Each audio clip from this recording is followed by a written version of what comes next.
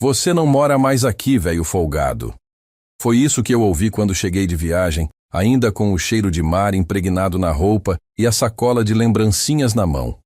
O portão estava entreaberto, minhas camisas jogadas pelo jardim como trapo, o som da TV ligado alto lá dentro e meu filho Alex parado na porta, com o rosto vermelho de raiva e os braços cruzados. Eu congelei por 2 segundos, sem entender. Pensei que fosse brincadeira. Mas quando ele jogou meu chapéu no chão e virou as costas, eu entendi que não era. E o pior é que eu também entendi por quê.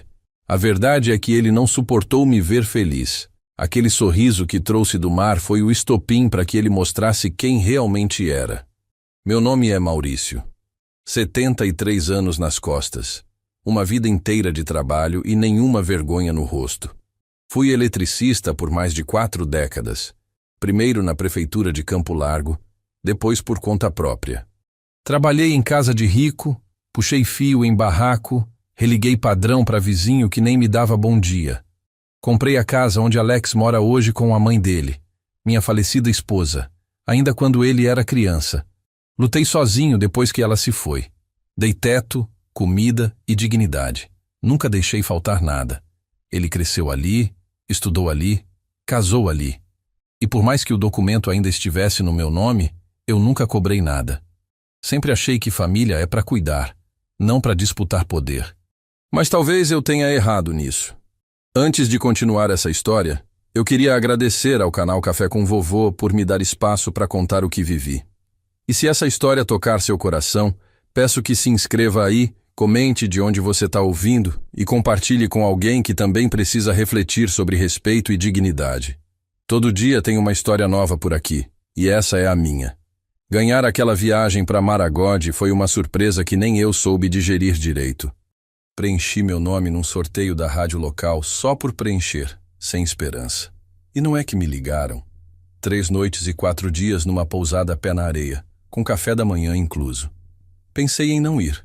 Pensei que seria melhor ficar quieto em casa, para não incomodar. Mas no fundo, algo me dizia que eu merecia aquilo. E fui. Levei uma mochila com 2 bermudas, 3 camisetas e meu coração velho querendo ver o mar. Caminhei de manhã com os pés na areia molhada, ouvi música ao vivo numa feirinha de artesanato, comi peixe frito com a mão e tomei água de coco olhando o pôr do sol. Pela primeira vez em muito tempo, eu me senti em paz. Eu senti que ainda era homem, ainda era vida, ainda existia um eu fora do título de pai e avô. Comprei uma pulseirinha azul para o meu neto, um ímã de geladeira com a frase "Se você está estressado, vá ver o mar", que achei engraçado, e uma garrafinha com areia e conchinhas para deixar na estante da sala. Cheguei animado, cansado, mas leve. Mas bastou atravessar o portão de casa para minha alma despencar. Minhas roupas estavam todas jogadas no jardim.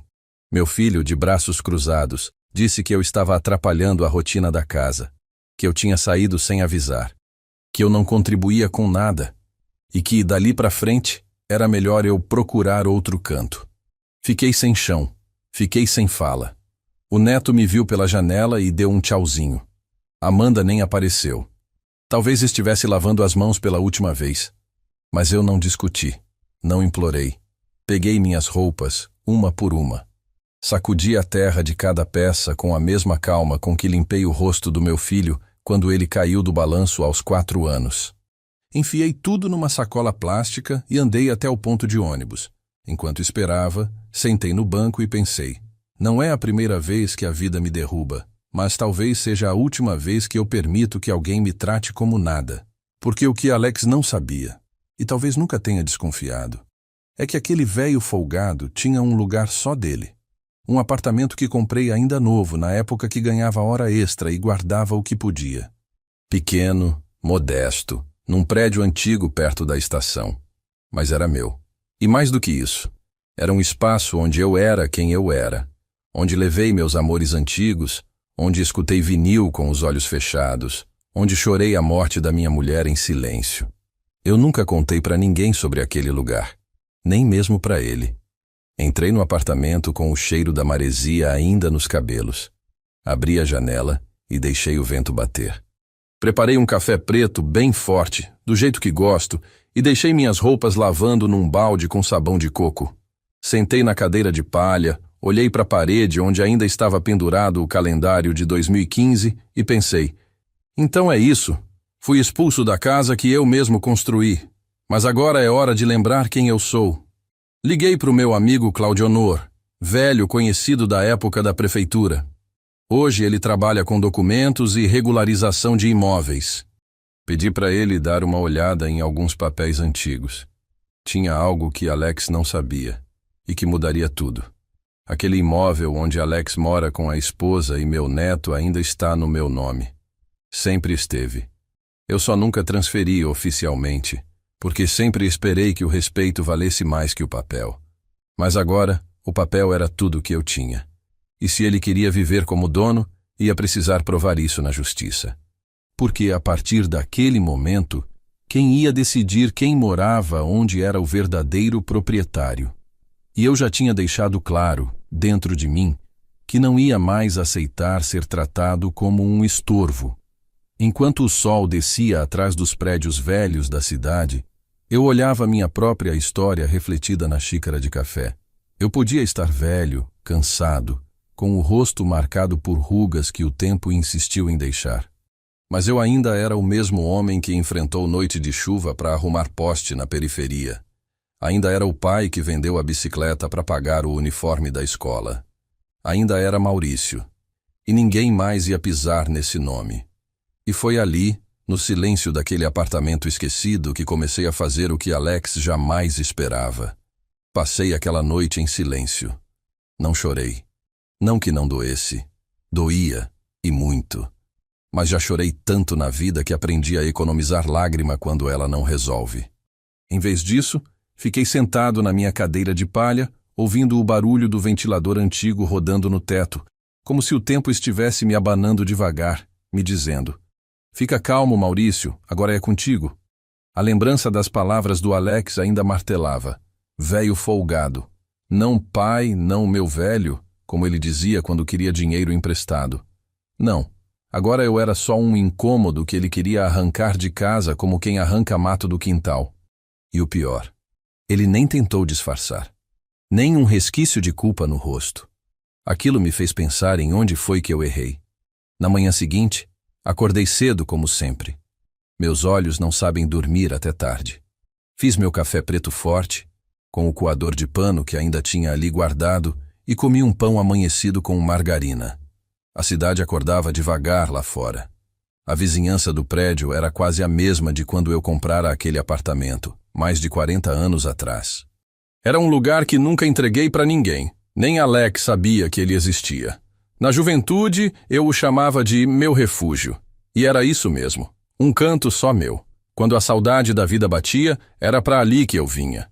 Levei uma ou duas namoradas depois que fiquei viúvo. Nada sério. Era ali que eu pensava, que respirava. E agora era ali que eu estava recomeçando. O telefone tocou por volta das 9. Era Claudionor. A voz dele, rouca como sempre, veio com a firmeza que eu precisava ouvir. Maurício, tá tudo certo.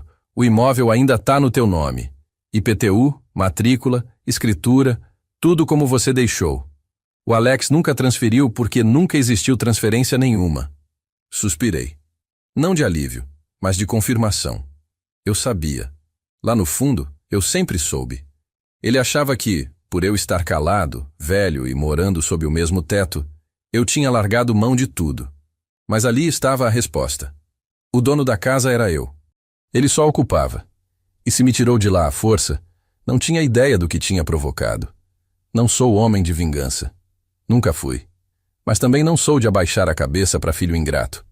Então pedi ao Claudionor que preparasse tudo. Nada escandaloso. Só um aviso legal, formal, mostrando que quem manda naquela casa ainda sou eu. Ele entendeu na hora. Disse que ia redigir o documento e enviar por e-mail para eu assinar. E que se eu quisesse podia pedir a reintegração de posse, ou até o despejo direto. Disse que bastava uma canetada minha. Mas eu pedi calma. Ainda não. Ainda tinha coisa demais para pensar. Naquela tarde saí para andar. Fui até o centro da cidade. Comprei umas frutas, uma escova de dente nova e uma toalha. Com o tempo fui reencontrando pessoas que me lembravam de quem eu era. Um rapaz do açougue me reconheceu. Seu Maurício? O senhor que arrumou a instalação lá de casa quando eu era criança, lembra? Meu pai falava do senhor direto. Sorri. Ninguém ali me via como peso. Me viam como referência. E ali eu entendi. Não era eu que estava deslocado do mundo. Era o Alex que tinha se perdido nele. Voltei pro apartamento, tomei banho, vesti uma camisa velha de botão, sentei de novo na varanda e deixei a tarde passar. Lembrei de cada pedacinho da casa que construí com as próprias mãos, da parede que pintei sozinho, do fogão que instalei, das contas pagas com aperto. Lembrei do berço do Alex, do primeiro dia de aula dele, da vez que ele caiu de bicicleta e eu fiquei a madrugada inteira com ele no hospital, segurando a mão dele. Lembrei de quando ele ganhou o primeiro emprego e de como me abraçou chorando. E então olhei para a realidade. O mesmo menino que me chamou de herói agora me tratava como incômodo. No fim do dia, fiz a assinatura digital do documento que Claudionor mandou. Era simples, direto, mas suficiente. Informava que a casa em que Alex morava seguia no meu nome e que, a partir daquele momento, ele estava sendo oficialmente notificado de que aquela moradia estava sob nova decisão de uso. Não pedi despejo. Ainda não. Só fiz questão de lembrar, com documento timbrado e assinatura reconhecida, que ali não morava o dono. Morava o filho de um homem que ele pisoteou. Nos dias seguintes, o silêncio de Alex foi absoluto. Nenhuma ligação, nenhuma mensagem. E nem eu procurei. Quem expulsa o pai na porta de casa não merece o direito de pedir desculpas por telefone. Mas o que eu não sabia é que aquela notificação simples ia gerar uma reação que mudaria tudo. Porque quando ele recebeu o documento, ele surtou. E foi aí que as ligações começaram. A primeira ligação dele eu deixei tocar. Olhei o número na tela do meu celular velho e nem pestanejei. Era o Alex. Tarde da noite. Ignorei. A segunda veio 30 minutos depois. Ignorei de novo. Às 2 da manhã, o telefone vibrou mais uma vez. Olhei fixo para a tela como quem encara o passado. Aquilo não era preocupação. Não era amor. Era pavor. O tipo de desespero que só aparece quando a arrogância encontra um muro duro pela frente. E eu sempre fui esse muro. Silencioso, mas firme. Na manhã seguinte, 23 chamadas perdidas. Na tela, uma mensagem. Pai, a gente precisa conversar. Me liga, por favor. Mas eu não liguei. A verdade é que, no começo, aquilo me causou uma mistura estranha de dor e alívio. Dor por ter chegado a esse ponto. Alívio por finalmente estar de pé, do meu jeito, sem precisar me encolher para caber na vida de ninguém. Na segunda-feira, o Claudionor me ligou de novo, rindo do outro lado da linha. Disse que o telefone do escritório não parava de tocar desde que a notificação chegou ao endereço do Alex. Maurício, seu filho ficou doido. Ligou aqui umas 10 vezes querendo saber se você ia mesmo tomar providência legal. Eu disse para ele o que você pediu, que o documento era oficial, mas que não incluía ainda nenhuma ação de despejo. Só isso. A voz do Claudionor tinha aquele tom de quem respeita. Um tom que o Alex tinha esquecido de usar fazia tempo. Liguei o rádio. Tocava uma moda antiga, das que eu ouvia com a mãe dele quando ainda éramos jovens e sonhávamos com um futuro cheio de janelas abertas. Fiquei ali sentado com o café amargo nas mãos, pensando em como o tempo vira tudo de cabeça para baixo. O menino que eu carreguei no colo agora me ligava aflito, não por amor, mas por medo de perder o que nunca lhe pertenceu. E eu, que já fui chamado de herói por ele, agora era só o velho folgado que precisa sair de casa. Só que ele esqueceu um detalhe. A casa ainda era minha. 2 dias depois, bateram na porta do meu apartamento. Era o porteiro do prédio. Seu Maurício, tem um rapaz lá embaixo dizendo que é seu filho, quer subir. Pensei por uns instantes. Disse que não. Mandei avisar que, se ele quisesse conversar, que escrevesse uma carta. Isso mesmo, carta. Eu queria ver se ele ainda sabia usar papel e caneta. 3 horas depois, o porteiro voltou com um envelope. Escrito à mão, meu nome no canto. Reconheci a letra de cara. Abri devagar. A carta era curta. Pai, eu exagerei. Fui grosso. Eu estava nervoso, com problemas no trabalho, e não devia ter falado o que falei. Mas o senhor não precisa disso, pai. De notificação, de papel timbrado, de advogado. A casa é sua, claro, o senhor sabe disso. Mas é minha casa também. Do seu neto, da Amanda. Não quero guerra. Vamos conversar? Me liga quando puder. Li a carta e deixei sobre a mesa. Não respondi, nem com raiva, só com verdade. Ele não estava arrependido. Estava assustado. Quando jogou minhas roupas no jardim, não pensou 2 vezes. Não se preocupou em me ligar, em saber onde eu ia dormir, o que eu ia comer, se eu tinha para onde ir. E agora, porque um pedaço de papel o lembrou que o teto que ele achava que era dele nunca foi, aí sim ele queria diálogo. Mas era tarde para conversar.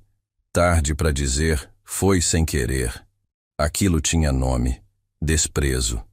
E a resposta que ele queria, ele ia encontrar no espelho, não em mim. Naquela semana, comecei a ajeitar o apartamento com mais carinho. Comprei uma toalha de mesa nova, varri cada canto com calma, pendurei um quadro que eu mesmo pintei anos atrás. Revi meu caderno antigo de contas. Ali ainda tinha guardado notas da compra da casa onde Alex mora. Uma por uma. Paguei em 72 parcelas, sem atraso. Lembrei de cada pedreiro que passou por lá. Lembrei da varanda que construí com as próprias mãos, com cimento comprado em 10 vezes. E lembrei do dia em que ele me disse há uns anos: pai, um dia essa casa vai ser minha. Eu, bobo, respondi: já é, filho. Mas era mentira. Eu dizia aquilo por amor. Só que o amor, sozinho, não segura parede nem dignidade. Aos poucos, os dias foram passando. As ligações diminuíram. Talvez ele tenha entendido que eu não ia voltar correndo como fiz da primeira vez que ele me falou grosso. Daquela vez, eu perdoei. Dessa, não. Fiquei no meu canto. Fiz amizade com um casal de velhinhos do 202, que me chamaram para jogar dominó. Voltei a andar até a praça de manhã cedo. Comprei um rádio novo de pilha. Voltei a ser o Maurício que eu era antes de tentar caber na casa dos outros. Até que um dia, recebi uma visita inesperada. E não foi do Alex. Foi de Amanda. Ela chegou com um bolo de laranja embrulhado num pano de prato e os olhos baixos. Pediu para entrar. Entrei em silêncio. Ela deixou o bolo na mesa e ficou de pé, perto da porta. Seu Maurício, eu não sabia que ele ia fazer aquilo. Eu juro. Quando o senhor saiu, eu fiquei em choque. Achei que ele ia correr atrás. Mas ele ficou mais bravo. Disse que o senhor precisava entender o lugar do senhor. Mas, depois que chegou aquela carta, ele mudou. Não dorme direito. Não para de andar de um lado para o outro. Eu sei que ele está com medo de perder a casa. Mas o senhor tem razão. O que ele fez foi baixo. E, se quiser ver seu neto, ele sente sua falta. Eu olhei para ela e balancei a cabeça devagar. Amanda, eu não tenho raiva de vocês. Mas aprendi que amor sem respeito é só abuso disfarçado. Eu não vou voltar. E também não vou tirar vocês à força. Mas ele vai ter que me procurar. Como homem, como filho, não como dono de casa. Ela assentiu, murmurou um obrigada e saiu. Não vi lágrimas, mas vi vergonha. E isso às vezes já é começo de mudança. Naquela noite, deitei com o coração estranho. Nem leve, nem pesado. Só verdadeiro. O silêncio do quarto me envolveu como um cobertor antigo. Fechei os olhos e pensei, talvez ele volte, talvez não. Mas agora, quem decide o que faço com a minha história sou eu. E foi exatamente nesse dia que recebi uma ligação de um número que eu não reconhecia. Quando atendi, uma voz do outro lado disse: Seu Maurício, o senhor pode me encontrar amanhã? É sobre o imóvel. Acho que o senhor vai querer ouvir isso pessoalmente. Na manhã seguinte, acordei antes do despertador do corpo tocar. O sol ainda nem tinha subido direito, mas eu já estava com a mão no peito e a cabeça martelando o que aquela ligação podia significar. A voz do outro lado tinha sido formal, respeitosa, mas carregava um tom de urgência. É sobre o imóvel. O senhor vai querer ouvir isso pessoalmente. Não era do escritório do Claudionor, nem era algum conhecido. Pela entonação, parecia ser coisa de escritório de advocacia ou cartório.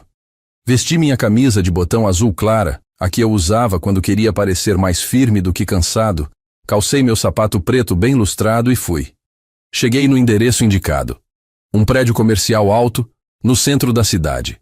Subi até o 6º andar, fui recebido por uma moça muito educada e em poucos minutos fui levado até uma sala cheia de livros e papéis.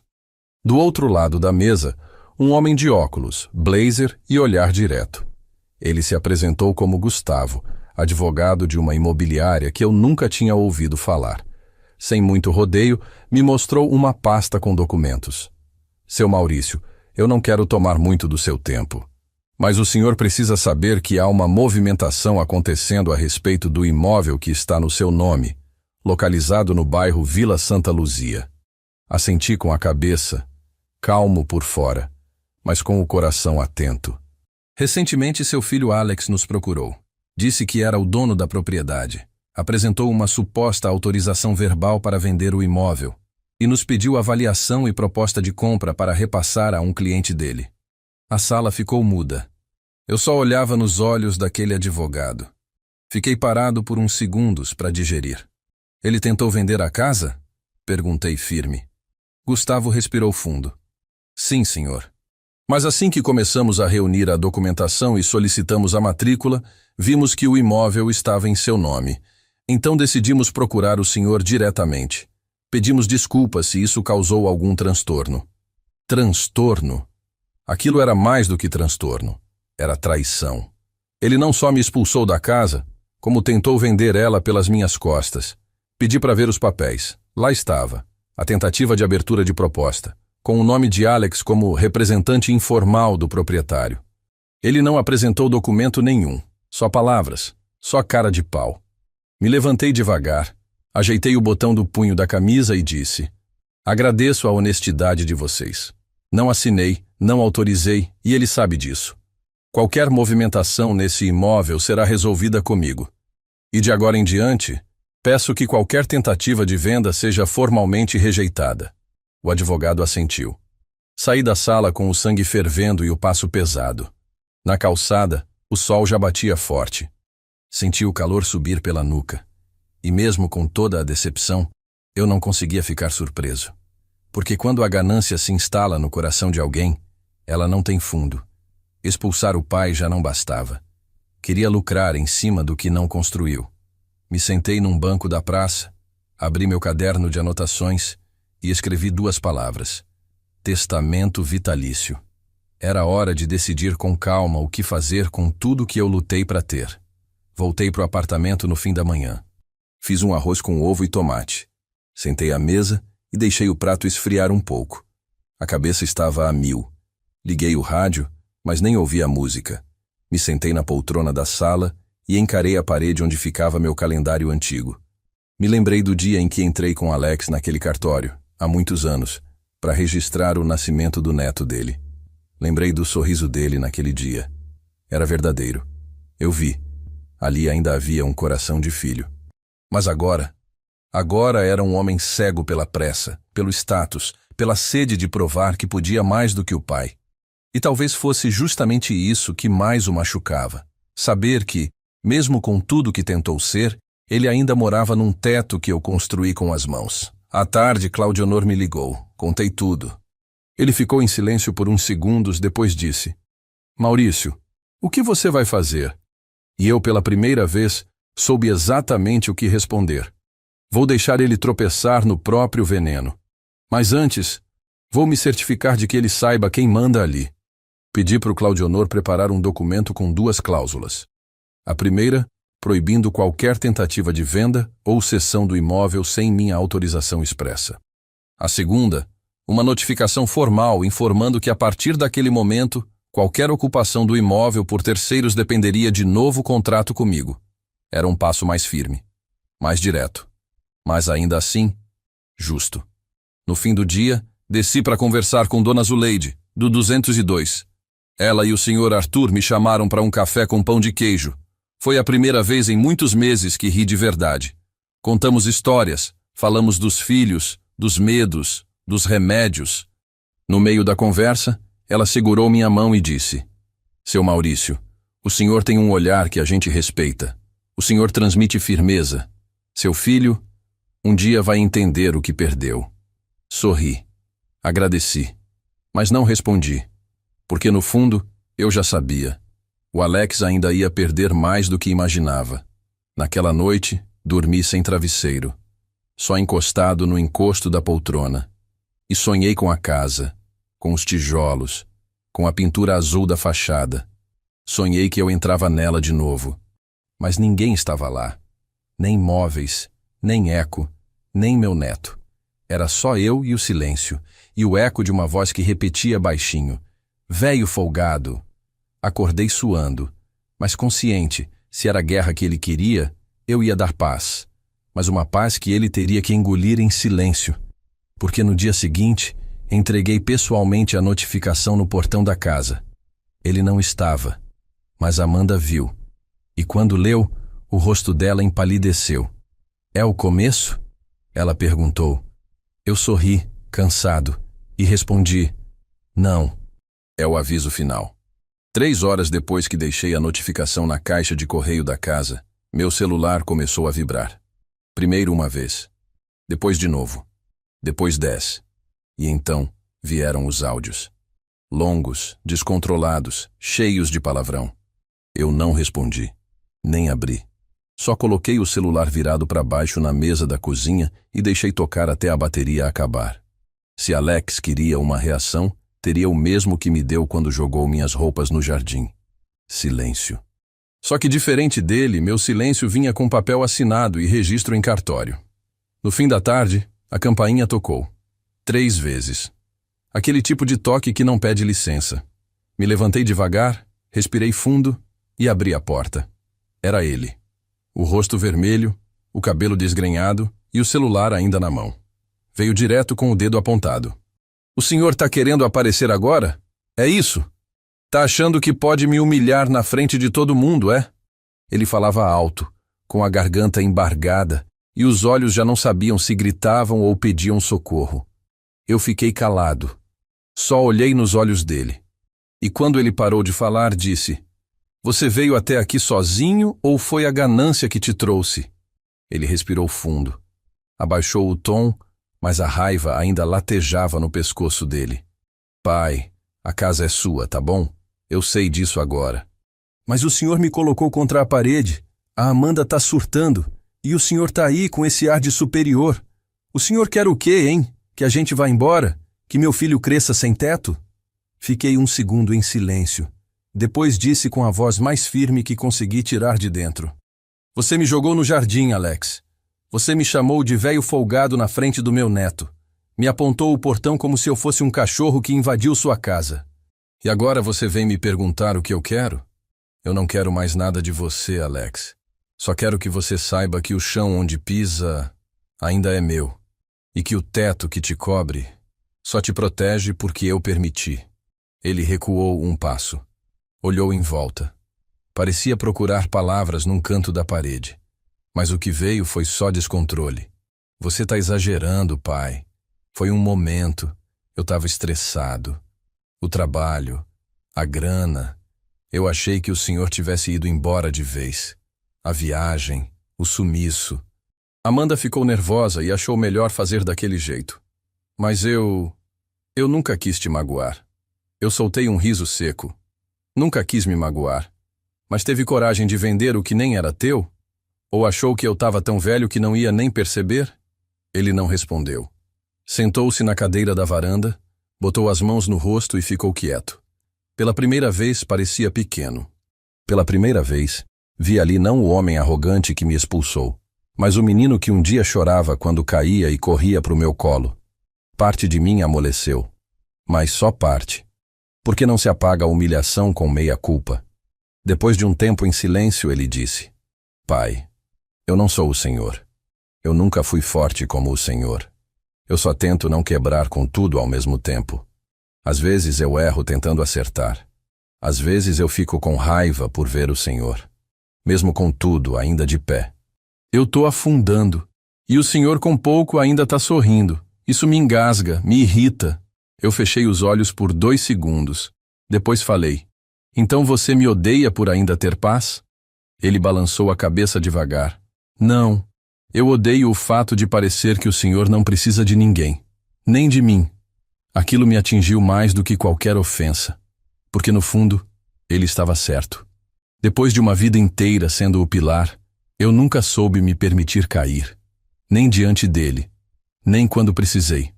E talvez por isso, ele nunca tenha entendido o peso que eu carregava. Mas ali não era hora para terapia.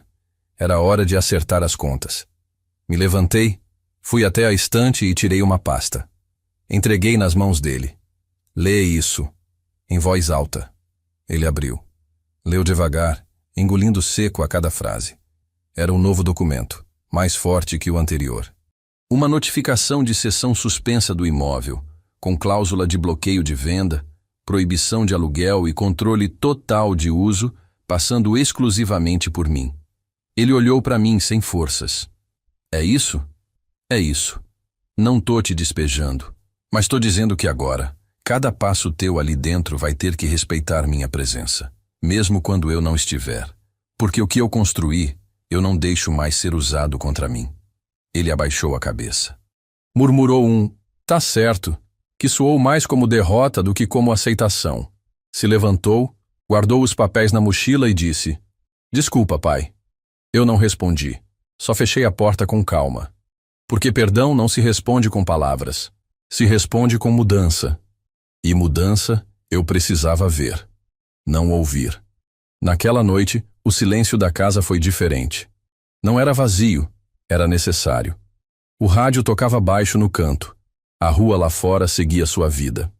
E eu, ali dentro, com minha dignidade resgatada, pensei: às vezes o maior castigo é deixar o outro lidar com o próprio erro em paz, sem espetáculo, sem escândalo, só com a verdade batendo de frente com o orgulho. Mas a história ainda não tinha acabado, porque 3 dias depois eu recebi uma carta, mas dessa vez não foi do Alex. A carta chegou numa tarde cinza. Eu tinha acabado de voltar da padaria com um pão francês ainda quente e uma goiabada cascão para comer com queijo branco. O porteiro me entregou o envelope meio amassado, sem remetente. Apenas meu nome escrito com uma letra bem pequena, cuidadosa. Aquilo já me deixou em alerta. Não era conta, nem propaganda, nem papel de cartório. Era coisa escrita com intenção. Abri devagar, como quem abre lembrança antiga. E bastou ler a primeira linha para meu peito parar por um instante. Era da Amanda. Seu Maurício, espero que o senhor me permita escrever, mesmo sem saber se o senhor vai querer ler até o fim. Eu precisava dizer coisas que nunca tive coragem pessoalmente. Coisas que não cabem em desculpas ditas com pressa. E não é por causa do Alex. É por mim. A carta tinha 2 páginas, escrita com caneta azul num papel simples, de caderno. Ela dizia que nunca foi contra mim, mas também nunca soube me defender. Que muitas vezes via a grosseria do Alex e sentia vergonha, mas se calava. Que achava que aquilo era coisa de pai e filho, e que eu, por ser forte, saberia lidar. Mas quando vi o senhor sair com as roupas na sacola, com aquela calma que me envergonhou, eu entendi que aquilo não era uma briga, era uma ruptura. E eu fui cúmplice. Na metade da carta, ela falava do neto. Disse que ele chorou 2 noites seguidas perguntando por mim. Que pediu para ver o vovô do mar, porque tinha guardado a pulseirinha azul que eu trouxe de Maragogi. Disse que o menino desenhou uma casinha com 4 pessoas e me colocou sentado numa cadeira com uma xícara na mão. Amanda dizia que aquilo doeu nela de um jeito que nem as palavras do Alex tinham doído. Eu sei que o senhor nunca quis guerra. O senhor só quer respeito. E eu juro, seu Maurício, se um dia o senhor pensar em voltar, mesmo que seja para ver seu neto de vez em quando, essa casa ainda tem espaço. E vergonha. Ah, nossa! Por termos te tratado como peso quando o senhor era o alicerce. Terminei de ler e deixei o papel dobrado sobre a mesa. Fiquei olhando para ele por um tempo, sem saber o que sentir. Porque, diferente do Alex, a Amanda tinha escrito com o coração. Eu sentia. Não era chantagem. Não era desculpa. Era confissão. E confissão, quando vem limpa, mexe na alma da gente. A carta me fez voltar no tempo. Me lembrei do dia em que ela e Alex me contaram que iam ter um filho. Foi numa noite de domingo. Eles me chamaram para jantar, fizeram frango com farofa, meu prato preferido, e deixaram a notícia escapar com aquele brilho nos olhos que só quem vai ser pai entende. Lembro de como ela me abraçou, de como me chamou de vovô elétrico, por causa das minhas ferramentas que viviam espalhadas pela casa. Por um tempo, achei que seríamos uma família de verdade, mas o tempo às vezes ensina pela dor. Naquela noite, não dormi. Fiquei sentado olhando a cidade pela janela do apartamento. As luzes dos prédios piscavam distantes, indiferentes às dores dos outros. Pensei se devia responder à carta. Pensei se valia a pena abrir essa porta. Mas parte de mim ainda doía. Não pelo que Amanda escreveu, mas pelo que Alex ainda não tinha coragem de dizer com verdade. Na manhã seguinte, decidi caminhar até o bairro onde eles moravam. Levei comigo um envelope simples, com uma carta minha. Simples, direta, escrita à mão. Toquei a campainha e Amanda atendeu. Os olhos estavam inchados, mas sinceros. Estendeu a mão com hesitação. Eu entreguei o envelope e disse: "É pro seu filho, mas você pode ler também." Ela assentiu. Quis dizer algo, mas preferi não ouvir. Desci as escadas em silêncio e fui embora. Na carta escrevi: "Alex, o silêncio entre nós fala mais do que qualquer grito que você já me deu. Você tentou me tirar do mundo da sua vida, e conseguiu. Por um tempo. Mas o que você não sabe é que o velho aqui nunca precisou gritar para ser ouvido. Você quis a casa, o espaço, a razão. Eu só quis o mínimo, respeito. A casa continua sendo minha. Mas eu não quero que ela seja uma prisão para ninguém. Só que a liberdade, Alex, vem com consequência. A minha, eu conquistei. A sua, agora, você vai ter que aprender a carregar. Maurício." 2 dias depois recebi uma resposta. Mas não por carta. Nem por ligação. Bateram na porta do meu apartamento no meio da tarde. Quando abri, era meu neto. Sozinho. Com a pulseirinha azul no pulso e um desenho na outra mão. Ele estava lá. De pé. Com o cabelo meio bagunçado e a cara vermelha de quem tinha subido correndo os 4 andares. A mochila nas costas parecia maior do que ele, e na mão, um desenho feito com lápis de cor, daqueles que a gente compra na papelaria da esquina, já com a ponta toda gasta. Sorriu sem graça, olhando para o chão. Eu demorei um segundo para acreditar. Depois, só consegui dizer: "Você veio sozinho?" Ele assentiu. A mamãe me trouxe até a portaria e pediu para o moço me ajudar a subir. Eu dei um passo para o lado, abri a porta. "Então entra, ué. Que casa de avô é essa que neto fica do lado de fora?" Ele entrou devagar, olhando tudo como se estivesse entrando num mundo novo. E talvez fosse mesmo. Aquele apartamento tinha sido meu segredo por décadas, e agora, de repente, era palco de um reencontro que nem eu sabia que precisava tanto. Ele andou até a sala e parou diante da cadeira de palha. "É aqui que o senhor senta?" "É", respondi. "Para pensar, para ouvir rádio, para tomar café." Ele colocou o desenho em cima da mesinha. Era simples, mas bonito. A casa, o sol, ele, a mãe e eu.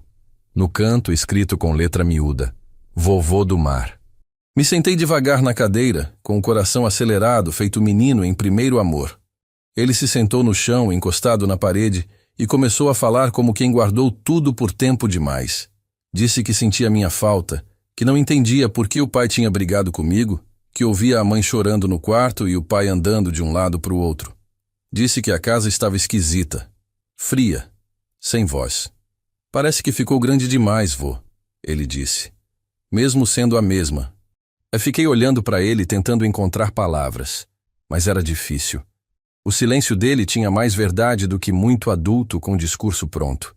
Fui até a cozinha, preparei 2 copos de leite com achocolatado e fiz pão com manteiga na chapa. Quando voltei, ele estava mexendo nas minhas coisas. Viu a pulseira de Maragode pendurada no abajur. Pegou com cuidado. "Essa aqui é igual à minha." Sorri. "É a sua irmã." Ele riu. Sentamos no chão mesmo. Comemos em silêncio por uns minutos. Depois ele olhou para mim sério. "O senhor vai voltar para casa?" Respirei fundo.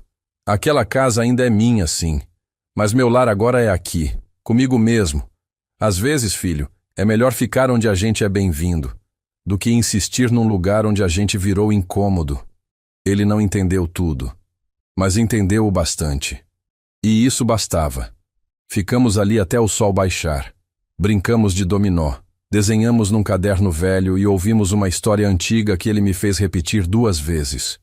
Quando Amanda ligou no celular dele, eu ouvi de longe. Sim, vovô tá bem. Eu comi, tô aqui quietinho. Tá tudo bem, mãe. Depois ele desligou e me olhou sério. Ela disse que o papai chorou ontem. Eu não disse nada, porque parte de mim se comovia com aquilo. Mas outra parte lembrava que lágrima não desfaz expulsão. E que quem quebra um elo tem que estar disposto a reconstruir, e não apenas a emocionar. Levei ele até a portaria no fim do dia. Amanda o esperava no carro. Saiu, me agradeceu com os olhos e segurou o menino forte. Ele se virou, ainda de dentro do carro, e gritou pela janela. Vovô, quando eu posso voltar? Eu sorri. Quando quiser, meu filho. Aqui a porta é de avô, nunca se fecha para neto. Voltei pro apartamento com a alma amolecida. Coloquei o desenho dele na geladeira, preso com um ímã antigo da padaria São Jorge. E ali, olhando para aquele papel cheio de traços tortos e sentimentos sinceros, entendi que talvez o que eu estivesse construindo agora não fosse uma vingança, mas uma herança. Não a herança do imóvel, nem das contas bancárias, nem de papelada, mas a herança de ser lembrado como alguém que não se dobrou diante da injustiça. Alguém que escolheu manter a dignidade, mesmo que isso custasse o sobrenome. Naquela noite, antes de dormir, escrevi uma nova carta. Mas dessa vez, não foi pro Alex. Nem pra Amanda. Escrevi pro meu neto. Guardei numa caixa com o meu relógio antigo, uma foto da avó dele e a pulseirinha azul que ele tanto gostava. Um dia ele vai ler. Um dia vai entender. Porque às vezes, as histórias que mais importam não são as que gritam, são as que resistem. E foi nesse silêncio reconfortante que pela primeira vez em meses dormi sem peso no peito. Mas o destino ainda guardava mais uma peça no tabuleiro. Porque na manhã seguinte, Alex apareceu de novo. E dessa vez com algo nas mãos que eu não esperava. Bati o olho pela janela e vi o carro dele parado em frente ao prédio. Não desceu de imediato. Ficou ali dentro, cabeça baixa, como quem ensaia 1000 vezes uma fala. Eu conheço bem aquele jeito. Alex sempre teve dificuldade com o que é profundo. Na infância, demorava para pedir desculpa. Na juventude, preferia bater porta a dizer, fui eu que errei. E agora, aos 40 e poucos anos, ainda carregava o mesmo orgulho no peito. Mas naquele dia, ele desceu do carro com outra postura. Vestia uma camisa branca amassada, calça jeans e um olhar que misturava cansaço com alguma coisa que ainda não dava para decifrar. Nas mãos, uma pasta preta, desses modelos de escritório, simples. Subiu devagar. Quando tocou a campainha, eu já estava de pé. Abri a porta e ele ficou parado, sem dizer nada por uns segundos. Até que falou, eu preciso te mostrar uma coisa. Só isso, sem oi, sem desculpa. Mas com menos raiva e mais peso. Entrou devagar, como se pisasse em campo minado. Sentou no sofá, abriu a pasta e tirou um maço de folhas. Me entregou. Pode ler, tá tudo aí. Peguei os papéis, me sentei e comecei a folhear. Eram documentos, extratos, cópias de e-mails e, por fim, uma carta, endereçada a mim, escrito com letra dele, com raiva no começo, mas com sinceridade no fim.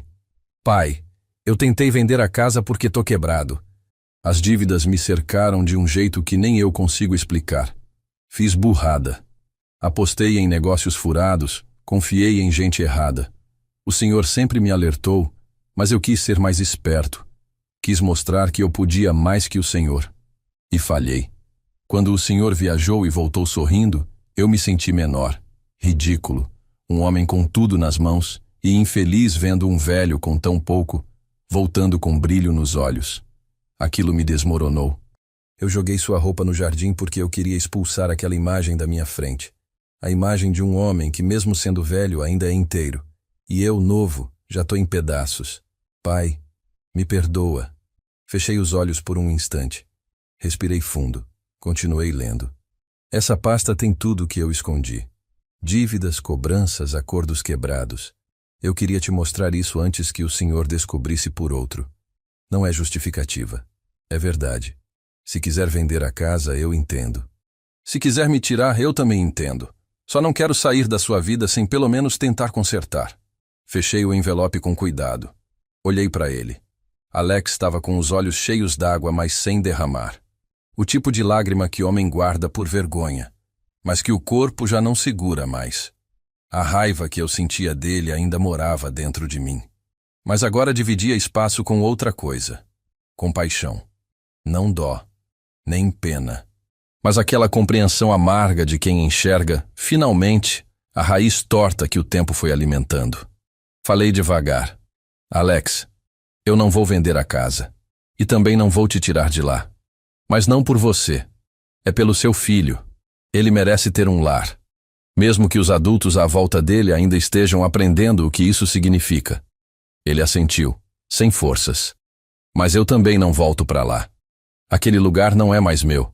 E você precisa entender que perdão não é apagar o que aconteceu. É só a chance de não repetir. Ele me olhou nos olhos. E pela primeira vez em muito tempo, vi ali o menino que fui pai.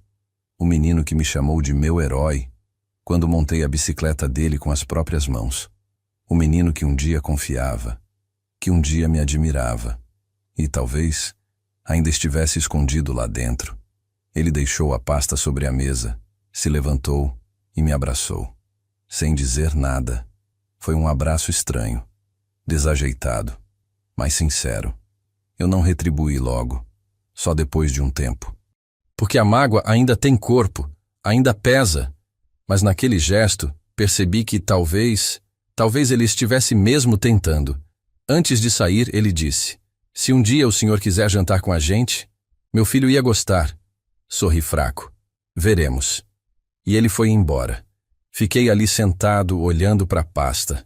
Peguei os papéis de novo, li a carta uma segunda vez, depois uma terceira, e guardei tudo no armário.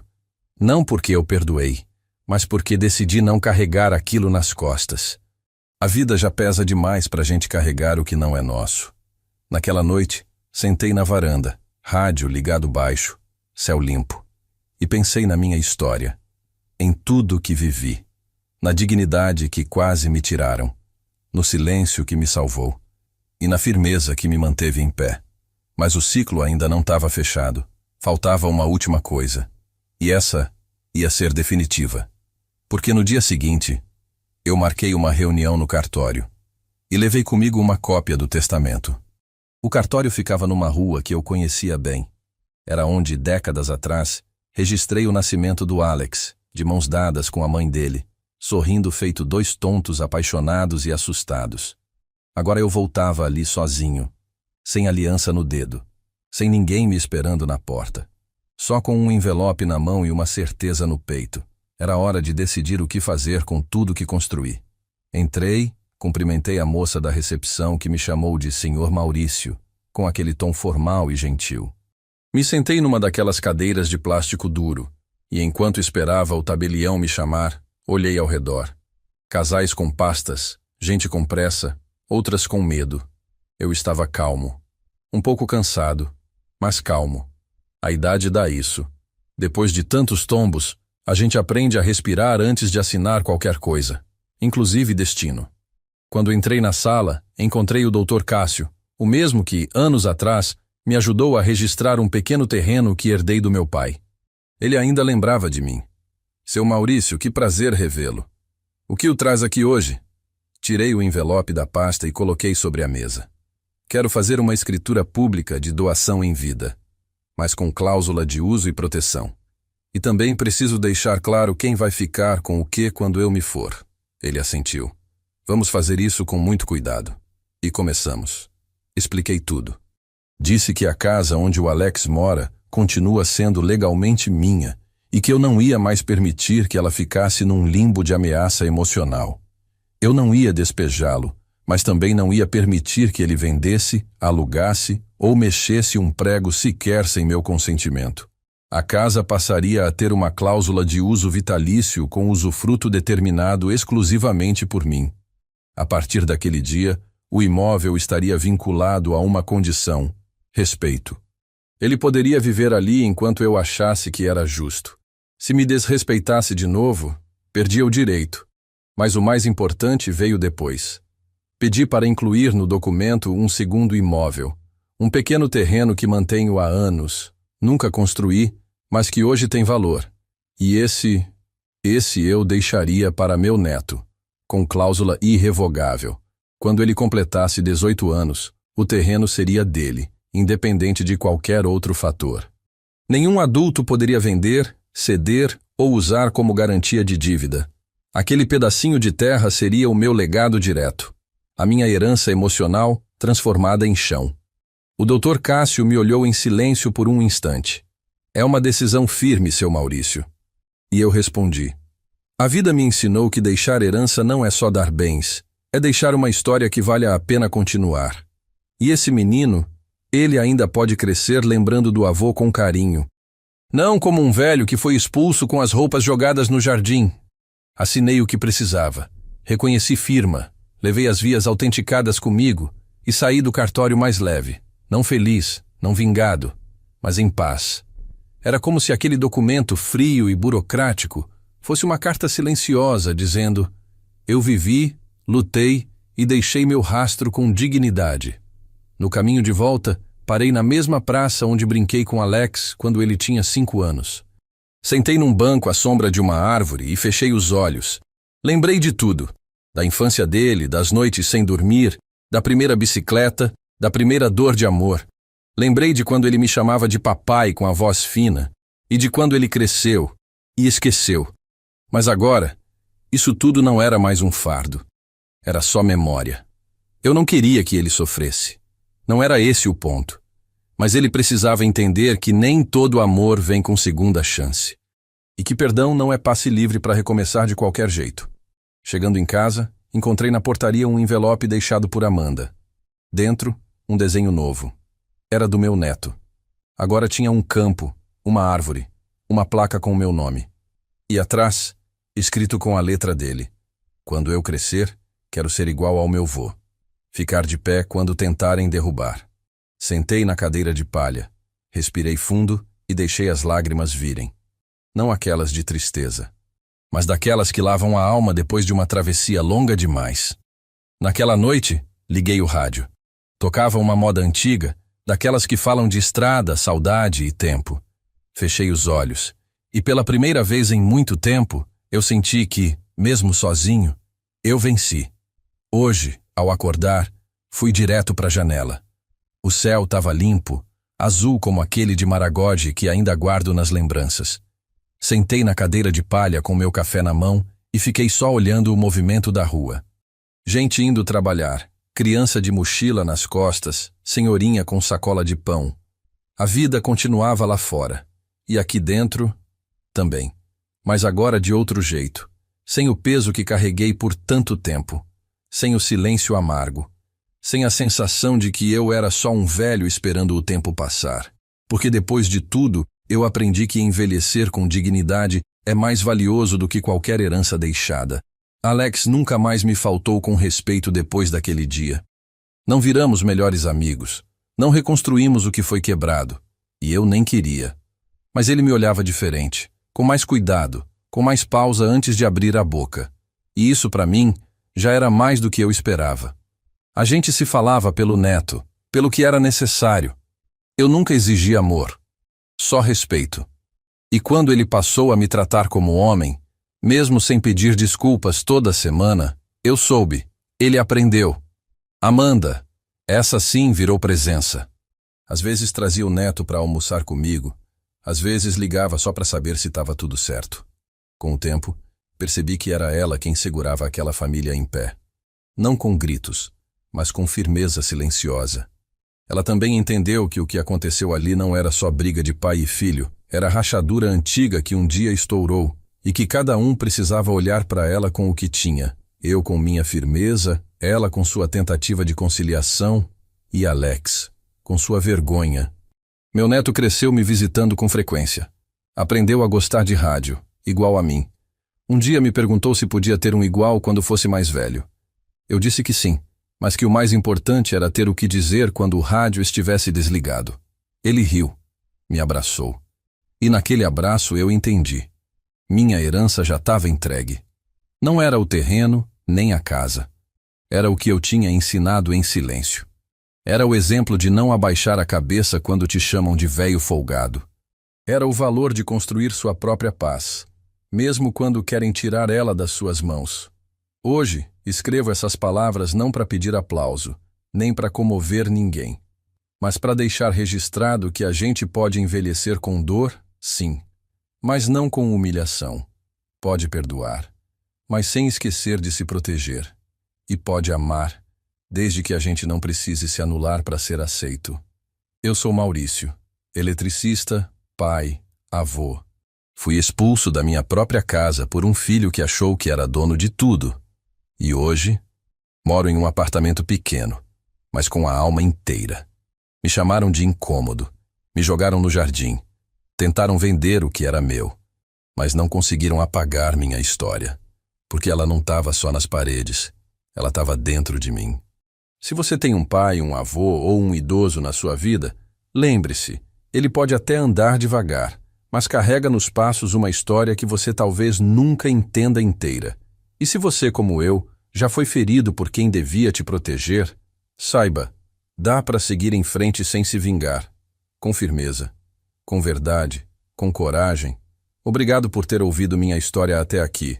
Se ela te tocou de algum jeito, comenta aí de onde você está ouvindo.